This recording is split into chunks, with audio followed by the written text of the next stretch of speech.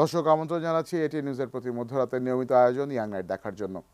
তরুণদেরকে নিয়ে আমাদের এই অনুষ্ঠান এবং তরুণদেরকেই আমরা নিয়ে আসার চেষ্টা করি ইয়াং নাইটে, যারা দেশের আরও অনেক অসংখ্য তরুণদের জন্য হয়তো নতুন কোনো কিছুর একটা দৃষ্টান্ত তৈরি করে গেছেন বা করছেন, যেটা দেখে অন্য তরুণরা উৎসাহিত হতে পারে। আর তরুণের সংজ্ঞা কী? তরুণের সংজ্ঞা ইয়াং নাইটের জন্য আসলে কোনো বাধা ধরার সংজ্ঞা নেই। বয়সের সংজ্ঞা দিয়ে সীমারেখা দিয়েও আমরা এটাকে টানি না, আবার এটা আসলে মানসিকভাবে যারা তরুণ তারাও কিন্তু তরুণদের মধ্যেই পড়েন। তবে আজকের তরুণরা যারা, তারা আসলেই বয়সের দিক থেকে তরুণ এবং কর্মে আসলে অনেক প্রবীণ।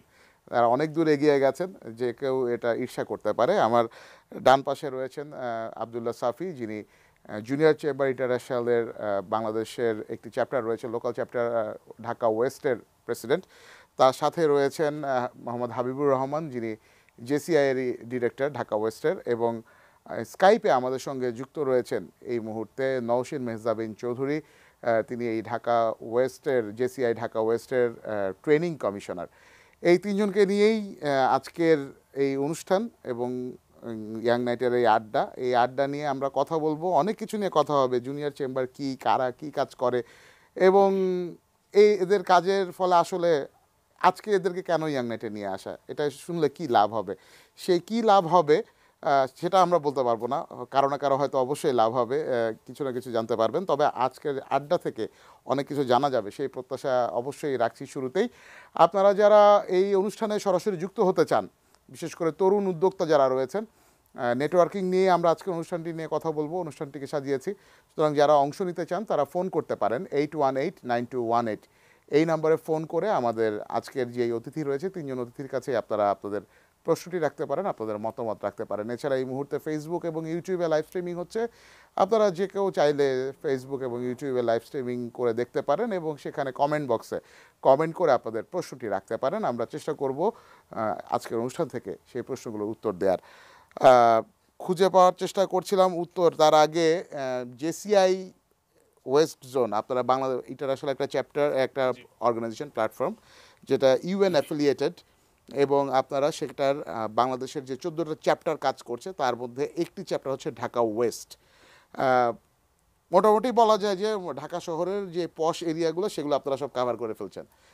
So you are the elite লোকজনদেরকে নিয়ে আপনারা অলরেডি আপনাদের ঢাকা ওয়েস্টটা দখল করে ফেলছেন। আপনাদের কাছে আমার প্রশ্ন সেটা হচ্ছে, JCI actually JCI junior chamber international, এদের কাজটা কি? জুনিয়র চেম্বার যখনই আমরা বলি তখনই মনে হয় যে একটা মানে sort of bunch of business people gathering together and having some fun, tea or snacks and talking about business. But আপনারা কি আসলে সেই, আপনারাও কি তাই নাকি যে জুনিয়র চেম্বারে সবাই কি ইয়াং এন্টারপ্রেনাররা বা সিইওসরা, এমডিসরা, তারা আসলে এসে এক জায়গায় বসে চাটা খাচ্ছেন, আড্ডা দিচ্ছেন, কীভাবে নিজেদের ব্যবসা বাড়ানো যায় সেগুলো চিন্তা করেন, না কি আসলে জেসিআইটা কি? ধন্যবাদ ভাইয়া। আমি আপনার কোয়েশ্চেন থেকেই আপনার অ্যান্সার ফিরে আসি। জেসিআই, যেটা আমি ইলাবোরেট করে যদি বলি, জুনিয়র চেম্বার ইন্টারন্যাশনাল। আমরা পুরো পৃথিবীতে 100-র অধিক দেশে আমরা কাজ করছি। আমরা বাংলাদেশে যে উইংটা আছে আমাদের জেসিআই বাংলাদেশ, তার তত্ত্বাবধানে আমরা 14টা চ্যাপ্টার লোকাল কমিউনিটি লেভেলে কাজ করছি। হ্যাঁ, আপনি যেটা বললেন যে ভাইয়া যে আমরা কি করি একসাথে বসে আর সামথিং, সো জেসিআই ভাইয়া এখান থেকে কাজ শুরু করে। এই যে আমরা বসার পরে আমরা সামাজিক উন্নয়ন এবং পার্সোনালি নিজেদের উন্নয়নে কাজ করি। We are the only organisation যেখানে ভাইয়া আমরা পার্সোনাল ডেভেলপমেন্টকে ফার্স্ট প্রায়োরিটি দেই, যে আমি যদি নিজে পরিবর্তন হতে পারি। আচ্ছা, এখানে আমি একটা প্রশ্ন, সেটা মাঝখানে একটু জিজ্ঞেস করি, সেটা হচ্ছে এই যে আপনারা যে বসেন, এই আপনারাটা কারা? 18 থেকে 40, 18 বছরে নিশ্চয়ই কেউ এখন বিজনেস টাইকুন হয়ে যায় না বাংলাদেশে। সো 18 থেকে 40-এ আপনারা কারা বসেন? এরা কি সবাই এন্টারপ্রেনার্স, নাকি এদের ডিফারেন্ট ব্যাকগ্রাউন্ডস আছে? এরা সবাই কি করে? আচ্ছা, ক্রাইটেরিয়াগুলো কি জেসিআই মেম্বার হওয়ার? আচ্ছা, জেসিআইতে 18 থেকে 40 বছর বয়সী যে কোনো মেয়ে অথবা ছেলে জেসিআর মেম্বার হতে পারে। জেসিআইতে জয়েন করার জন্য আপনাকে বিজনেস টাইকুনও হতে হবে না, আর আপনাকে যে স্টুডেন্টরাই এখানে জয়েন করতে পারবে সেটাও না। 18 থেকে 40 বছর বয়সী যে কেউ আমাদের মানে মেম্বারশিপের আওতাভুক্ত চলে আসে। আর এখানে তারা বসে বিভিন্ন ট্রেনিংয়ে পার্টিসিপেট করে, সোশ্যাল ডেভেলপমেন্টে পার্টিসিপেট করে। আর অবশ্যই এখানে সবচেয়ে বড় যেটা জিনিস যে নেটওয়ার্কিং, যে আজকে এখানে বসে একটা আমরা ইয়ত বলতে তো আমরা নর্মালি 20, 22, 25 এই বছর পর্যন্ত বুঝি, but Up to 40, yeah, you know. জেসিআইতে আপ টু 40 ইয়ার্স পর্যন্ত না ইন্টারন্যাশনালি 40 পর্যন্ত যুবক। হ্যাঁ, তো 18 থেকে 40 বছর পর্যন্ত জেসিআইতে আমরা সবাই ইয়াং অ্যাক্টিভ সিটিজেন হিসাবে কাজ করি। আচ্ছা। আর জেসিআই প্রায় 100-র অধিক বছর 100-র অধিক বছর ধরে কাজ করে যাচ্ছে এই ইয়ুথদেরকে নিয়ে। তারা সমাজকে দিচ্ছে, তারা সমাজকে ডেভেলপ করার কাজ করছে। হ্যাঁ, অবশ্যই এখানে নেটওয়ার্কিং হচ্ছে। হ্যাঁ, এটার পরে এখানে কারো যদি কেউ ব্যবসায়ীরা আছে, তাহলে ব্যবসায়ীরা মিলে তার পরিচয় হচ্ছে, তার পার্সোনাল লাইফ হিসেবে ব্যবসাতেও হেল্প হচ্ছে। অবশ্যই এটারও ভালো দিক আছে জেসিআই। ওকে, আমি একটু হাবিব ভাইয়ের কাছে আসতে চাই। হাবিব ভাই, আমি জানি আপনি একটা বাংলাদেশে একটা প্রখ্যাত এমএনসিতে রয়েছেন সাপ্লাই চেইন ম্যানেজার হিসাবে, নামটি বলছি না প্রতিষ্ঠানের, কিন্তু জেসিআই এর একজন ডিরেক্টর হিসাবে আপনার এই ইনভলভমেন্ট আসলে কিভাবে হলো? মানে you are so busy with your own company, না? তা আপনি এইটার মধ্যে ওই নিজের ডেইলি রুটিন ওয়ার্কের বাইরে এসে জেসিআই এর মতো একটা অর্গানাইজেশন যেখানে আসলে বেসিক্যালি ইয়াং ছেলে মেয়েদেরকে নিয়ে তাদেরকে একটু মোটিভেট করা, তাদের সাথে কানেক্ট মানে নেটওয়ার্কিং করা আরও বেশি হেকটিক হয়ে যায়। তো এমনিই তো সময় কম, এমএনসিতে চাকরি করেন, কাজ করেন, নিজে ইয়ে করছেন, তারপরে আবার এদের সাথে ইনভলভমেন্ট বা জেসিআই এর সাথে ইনভলভমেন্টের আগ্রহটা আসলে আপনি কেন পেলেন? Thank you very much for your questions. Basically যেটা হয়েছে যে ইমন যেটা বললো Safi, JCI is a platform is basically for networking and also for personal development and beside that jesse also the global platform for CSR activity. Okay. Like as a global active citizen you also need to contribute for the societal development. So I have chosen JCI very willingly কারণ হচ্ছে যে আমরা কর্পোরেটে যত ব্যস্তই থাকি না কেন, from personal point of view we have a kind of a liability towards the society. So if you really want to contribute the society from in terms of the what we say is corporate social responsibility, you need a platform. So as an individual যখন আমি কোনো কিছু করতে চাই তার চেয়ে যদি আমি একটা প্ল্যাটফর্ম পাই then we can do it more. So basically after having lot of engagement in the corporate even we want to do something for the society, from that point of view basically after office time we get engage our self. আর again the Friday Saturday যে সময়টা পাই like family time থেকে হলো একটু sacrifice করে দেন basically try to give time to this platform.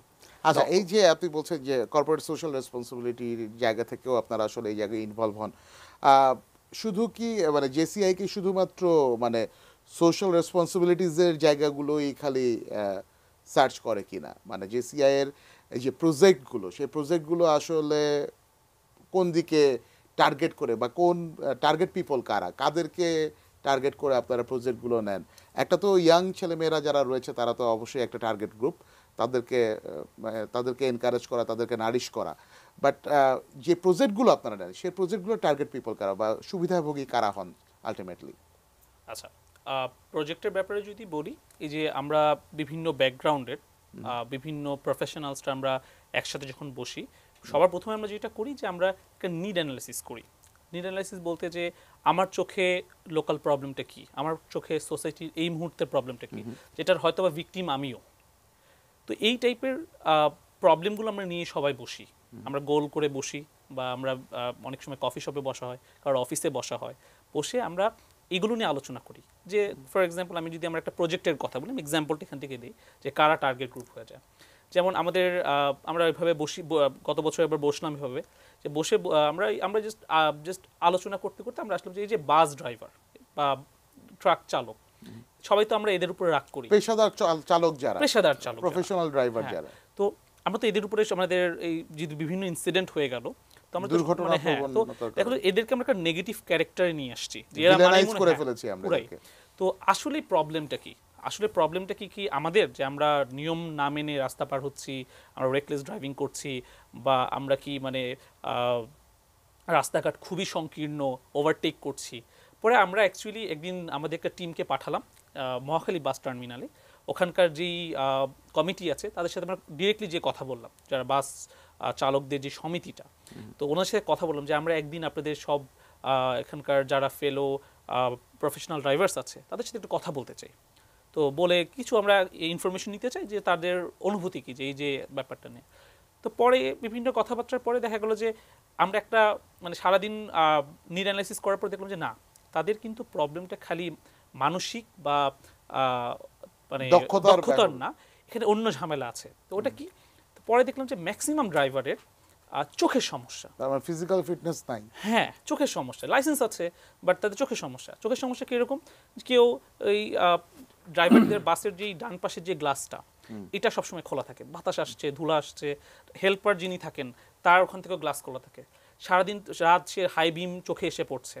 সে শুধু এটা না, যে তার কন্টিনিউয়াস ট্রিপ, যে সে আজকে সকালবেলা যাচ্ছে রাতে আরেক ট্রিপ নিয়ে আসছে, সকালবেলা যাচ্ছে রাতে আরেক ট্রিপ নিয়ে আসছে, এই যে এই ব্যাপারগুলো কন্টিনিউয়াস লাইফ, এখানে চোখের উপর যে প্রেশারটা পড়ে, মানে শরীরের যে পরিশ্রম কিন্তু চোখ দিয়ে সবচেয়ে বেশি হয়।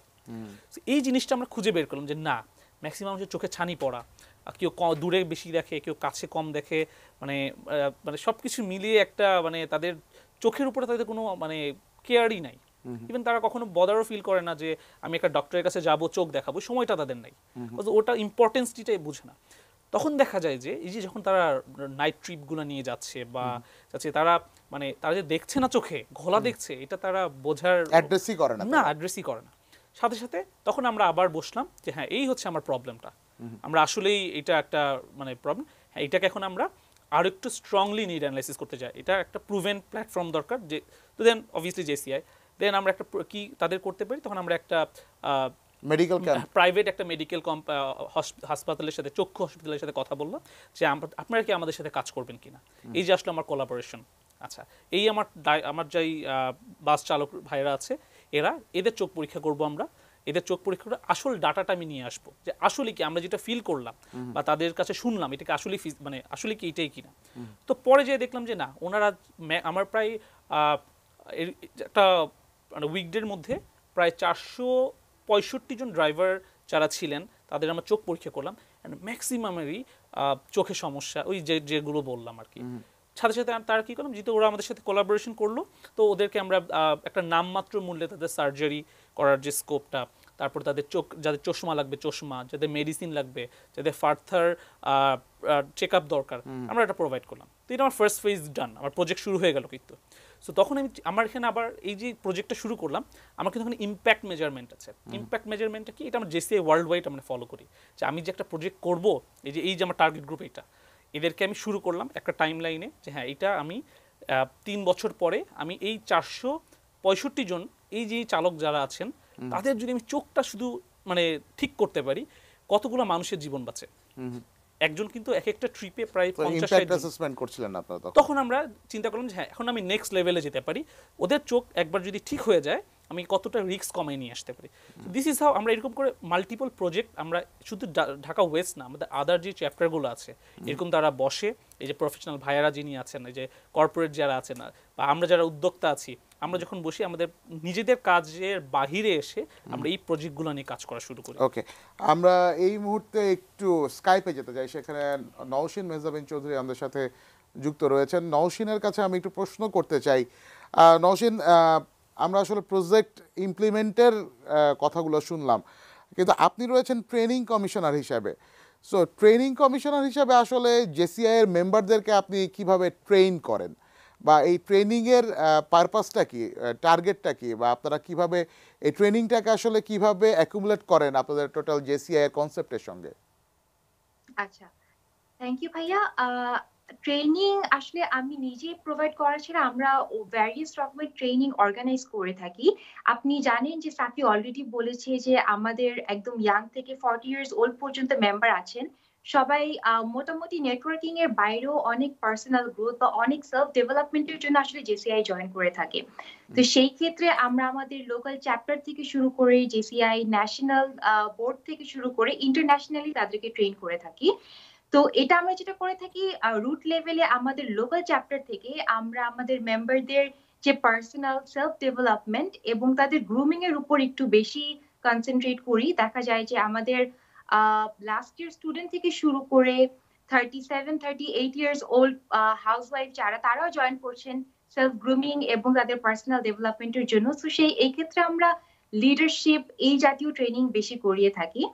আর ন্যাশনাল লেভেল থেকে ট্রেনিং গুলো মোস্টলি আপনার যেটা সোশ্যাল রেসপন্সিবিলিটি বা অ্যাক্টিভ সিটিজেন ফ্রেমওয়ার্ক, সেই টাইপের ট্রেনিং গুলো বেশি অর্গানাইজ করা হয়ে থাকে। আচ্ছা, আমি মানে জিনিসগুলো খুব খটোমটো শোনাচ্ছে। যারা এই মুহূর্তে অনুষ্ঠান দেখছেন এরা তারা সবাই হয়তো সহজে বুঝবেন না। এই অ্যাক্টিভ সিটিজেন ফ্রেমওয়ার্ক এটার মানে এইটাকে ব্রেকডাউন করলে আসলে সহজ ভাষায় এটাকে কি বলা যায়? মানে আপনারা যে অ্যাক্টিভ সিটিজেন ফ্রেমওয়ার্ক ধরে মানুষজনকে অ্যাক্টিভ সিটিজেন বানাচ্ছেন ধরে ধরে জেসিআই মেম্বারদেরকে, এদেরকে আসলে আপনারা কিভাবে মোটিভেট করে বা কি ট্রেনিং দিয়ে আসলে অ্যাক্টিভ সিটিজেন বানাচ্ছেন সেটা একটু ব্যাখ্যা করবেন কি? জি, যেটা হচ্ছে ভাইয়া, আমাদের জেসিআই এর ম্যাক্সিমাম মেম্বার, যেটা সাফি বলল যে আমরা ফুল টাইম প্রফেশনালস থাকি। তো সেই ক্ষেত্রে আমরা সবাই এই আন্ডারস্ট্যান্ডিংটা নিয়ে জেসিআই তে জয়েন করি যে now it's our time to give back something to the society. তো সেই ক্ষেত্রে আমরা এক একজন মেম্বারের ইন্টারেস্টটা ধরে ধরে, যেরকম আমাদের এরকম মেম্বার আছেন যারা জেন্ডার বা উইমেনদের জন্য কিছু করতে খুব আগ্রহী, আবার আমাদের এমন কিছু মেম্বার আছেন যে যারা হেলথ কেয়ারের উপর খুবই কনসেন্ট্রেট করতে চান। তো এরকম আমরা একটা মেম্বার বেস ধরে ধরে তাদের ইন্টারেস্ট গুলোকে ট্যাপ করে আমরা সেই ক্ষেত্রে প্রজেক্ট অর্গানাইজ করি। আর এটার ট্রেনিং এর ক্ষেত্রে আমরা যেটা করি যে তাদের এইসব প্রজেক্ট যাতে তারা সাকসেসফুলি লঞ্চ করতে পারে লোকালি এবং ন্যাশনালি, সেই ক্ষেত্রে আমরা তাদেরকে ব্যাক এন্ডে সব রকমের ট্রেনিং দিয়ে সাপোর্ট গুলো দিতে থাকি, যে তাদের প্রেজেন্টেশন স্কিল, তাদের কমিউনিকেশন স্কিল, তারা কি টাইপের মেসেজ ডেলিভারি করছে, if they are tapping to the right kind of audience, সেই ক্ষেত্রে আমরা ব্যাক এন্ড থেকে তাদেরকে সব রকমের ট্রেনিং দিয়ে সহযোগিতা করে থাকি। ধন্যবাদ, ধন্যবাদ নসিন, আপনাকে আমাদের সঙ্গেই থাকবেন। দর্শক, এই মুহূর্তে নিতে হচ্ছে ছোট্ট একটা বিরতি। বিরতির পর আবারও ফিরছি ইয়াং নাইটে, ততক্ষণ আমাদের সঙ্গেই থাকুন।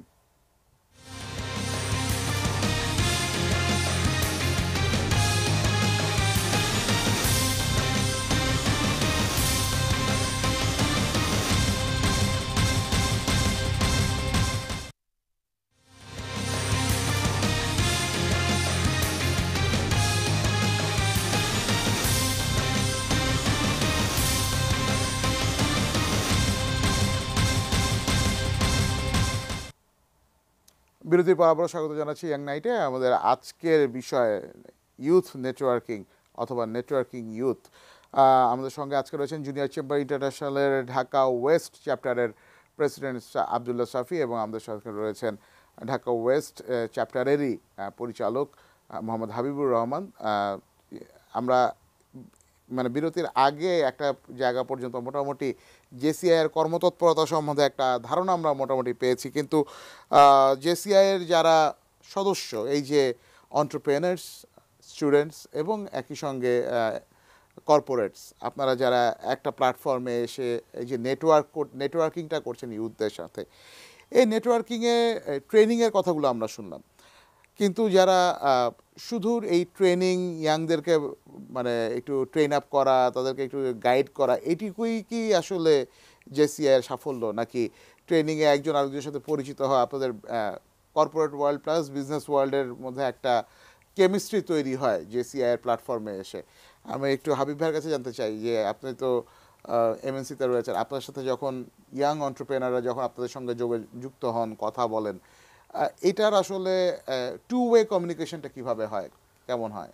সো যেহেতু আমরা বলেছি যে এটা একটা বড় প্ল্যাটফর্ম, তো এখানে আমাদের কর্মজীবী লোকজন আছে, স্টুডেন্ট আছে, ডক্টর আছে, ইঞ্জিনিয়ার্স আছে, সো উই অ্যাসেম্বল টুগেদার। সো এখানে যেটা হচ্ছে যে পার্সোনাল ডেভেলপমেন্ট তো পাশাপাশি হচ্ছে, then we exchange lot of things like what are the social issues, what are the economic issues, we exchange our views. So সেই জায়গাটাতে হয় কি আমাদের স্পেকট্রামটা অনেক লার্জ হয়। সো আমরা বিভিন্ন আউটলুক থেকে কথা বলতে পারি। Then we take some initiative like project আকারে কিছু জিনিস নিতে পারি, যেটা সাফি এক্সপ্লেন করলো।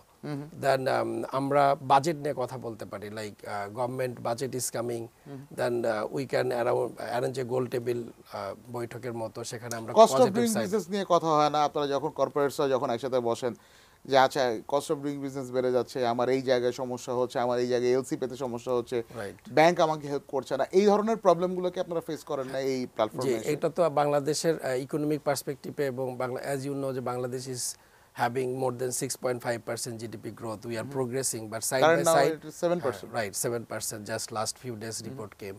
So ওই জায়গাগুলোতে যখন আমরা যাই, দেন উই থিঙ্ক যে আমরা আসলে আরো কিভাবে প্রোগ্রেস করতে পারি। লাইক কস্ট অফ ডুইং বিজনেসের কথা যখন বলি, তখন আমাদের traffic has come up an issue, and আমি ওই দিনও কথা বলতেছিলাম আরেকটা গোল টেবিল বৈঠকে, যেখানে মাননীয় অর্থ উপদেষ্টা ছিলেন মশিউর রহমান সাহেব, যে আমরা যদি চিটাগং অ্যান্ড ঢাকা হাইওয়েটা দেখি, then what is the travel time it is getting, because this is our super highway should be. আমরা অন্য দেশে যদি যাই, like Bombay to Gujarat, like there is a 4-8 lane highway, so they can commute very quickly, but আমরা মাত্র 300 কিলোমিটারকে এখনো connect করতে পারিনি 12 ঘন্টায়ও। সো আমাদের গুডস মুভমেন্টগুলোতে যত সময় যাচ্ছে, the amount of petrol we burn, so our cost of doing business is so high in terms of traffic congestion at port, in terms of traffic congestion on the road, all of our cost of doing business is going up. So আমরা ওই বিভিন্ন প্ল্যাটফর্মে we are discussing যে how we can bring efficiency.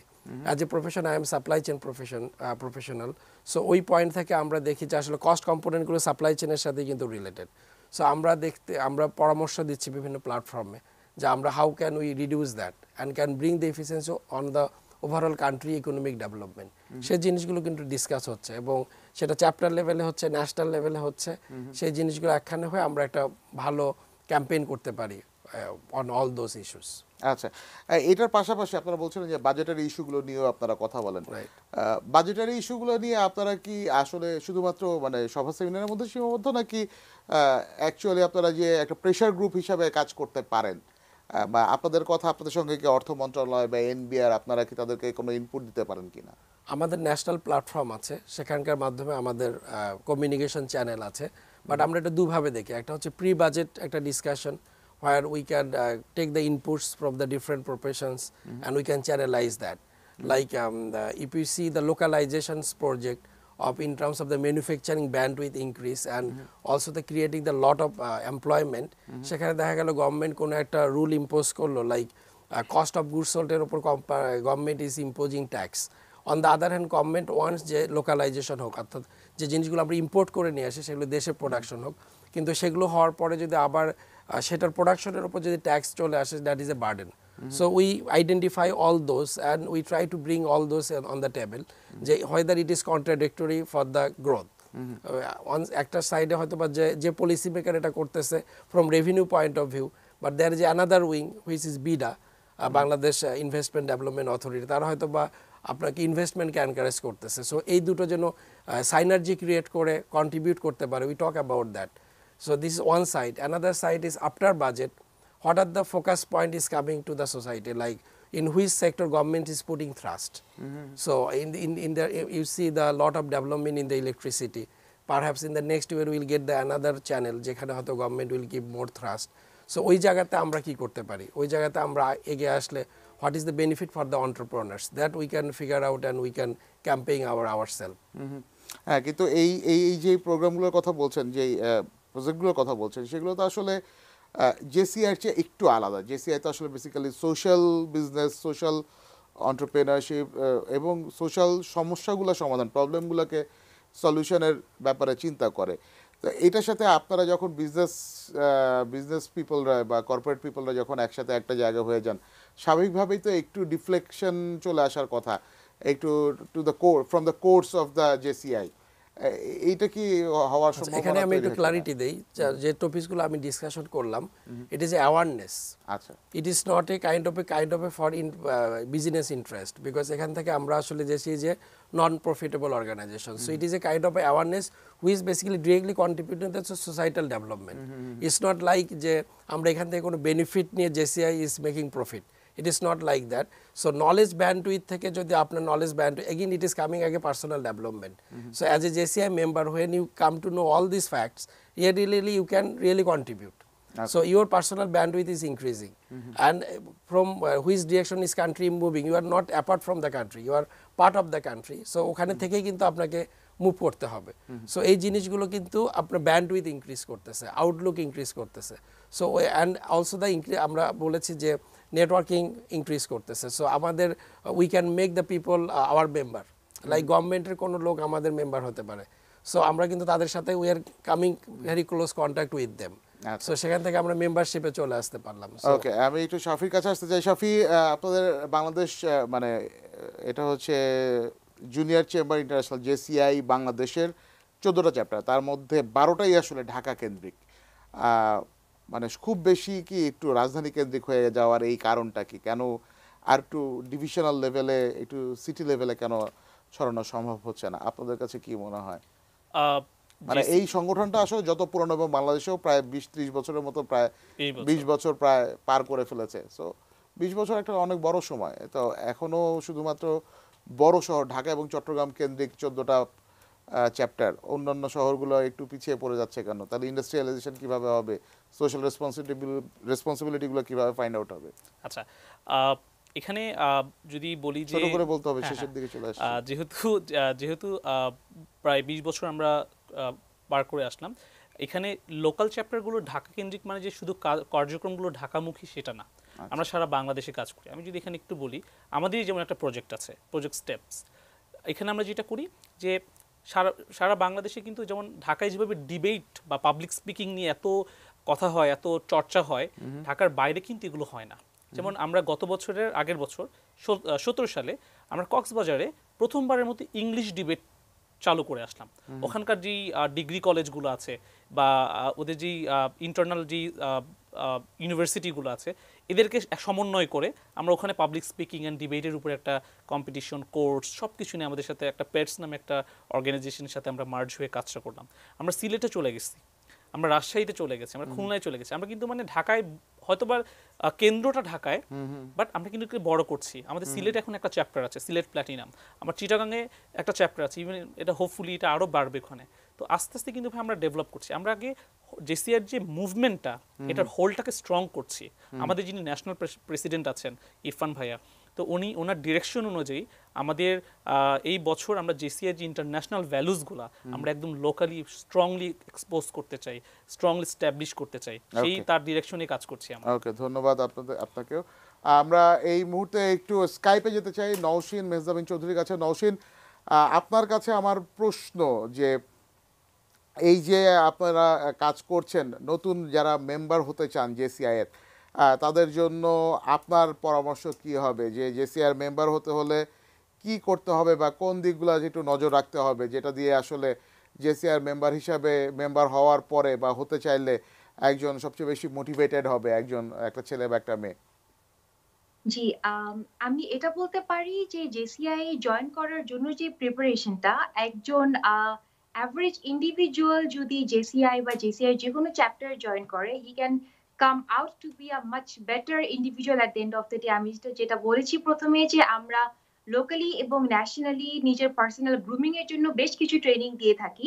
সেক্ষেত্রে আমাদের internationally প্রত্যেক বছর বেশ কয়েকটা ইভেন্ট হয়ে থাকে। সেসবে আমরা আমাদের নিজেদের লোকাল চ্যাপ্টারকে কি করে আরো ফোকাস করতে পারবো, আমরা নিজেদের পার্সোনাল গ্রোথ ছাড়া সেলফ ডেভেলপমেন্ট, লিডারশিপ বা অ্যাক্টিভ ফ্রেমওয়ার্ক, এসবের বাইরেও কি করে নিজেদের সেলফ ডেভেলপমেন্ট আরো করতে পারবো, সেদিকেও ফোকাস করা হয়।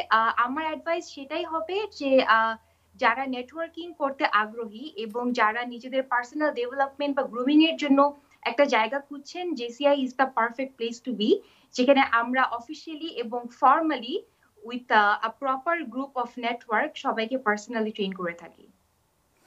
ধন্যবাদ নওশীন, ধন্যবাদ আব্দুল্লাহ সাফি আপনাকে, ধন্যবাদ মোহাম্মদ হাবিবুর রহমান আপনাকেও। দর্শক, আপনারা যারা ফোনে অপেক্ষা করছিলেন, দুঃখিত একেবারে শেষের দিকে চলে আসে, আমরা ফোন কল আর নিতে পারছি না।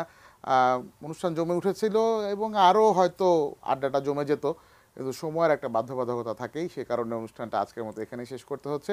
আগামীকালের ইয়াং নাইট দেখার আমন্ত্রণ জানিয়ে সবাইকে সুস্থ থাকার শুভেচ্ছা জানিয়ে, আগাম অভিনন্দন যে সুস্থ থাকছেন, বেঁচে আছেন, সেই অভিনন্দনটুকু জানিয়ে আজকের মতো বিদায় চেয়ে নিচ্ছি। আমি মফিদুল তপু। সবাই ভালো থাকবেন, সুস্থ থাকবেন, নিরাপদে থাকবেন।